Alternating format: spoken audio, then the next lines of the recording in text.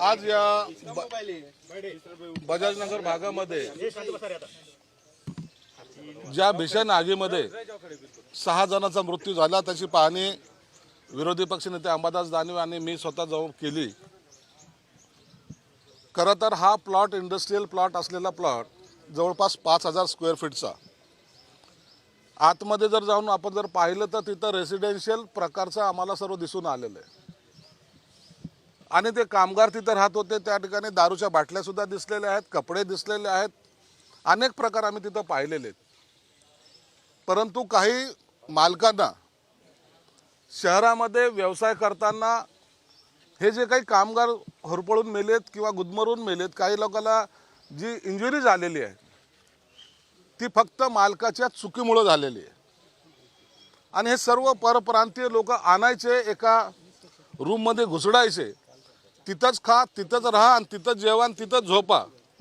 हा जो प्रकार या इंडस्ट्रियल एरियामध्ये जास्त प्रमाणात घडतो त्याच्यामुळे झालेली दुर्घटना आहे।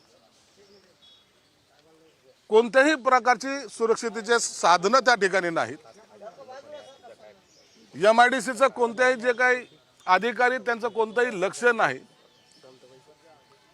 आणि असा प्रकार जर वारंवार ज्या बजाजनगरमध्ये इंडस्ट्रीज आहेत त्याच्याकडे असलेलं MIDCचं दुर्लक्ष आणि मग कंपनी मालकांनी त्यांच्या स्वार्थासाठी त्यांच्या फायद्यासाठी कामगाराला राबवून घेण्याचा जो प्रकार झालेला आहे, माझी अशी मागणी आहे की ह्या प्रथमतः मालकावर 302 मनुष्यवधाचा गुन्हा दाखल झाला पाहिजे। त्यांना काय मदत करायची ते सरकार करेल, परंतु ज्यांच्या चुकीमुळे नाहक काही लोकांचे प्राण गेले, भले ते पण परप्रांतीय असोत, परंतु गुदमरून मरणे, त्या ठिकाणी त्यांना कोंबणे, अक्षरशः कोंबलेल्या अवस्थेमधला त्याचा आतला सगळा भाग आहे, त्यांच्यावर गुन्हा दाखल झाला पाहिजे मालकावर।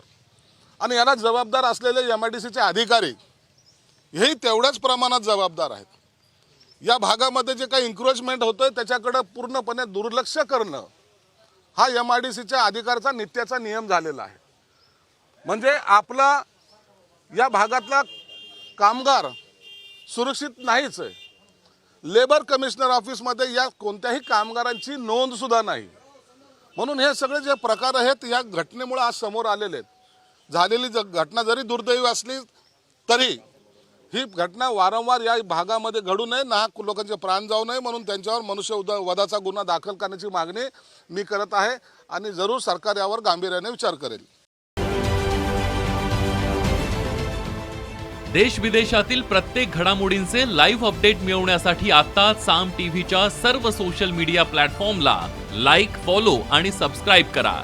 तसंच सर्व नोटिफिकेशनसाठी बेल आयकॉन प्रेस करायला विसरू नका।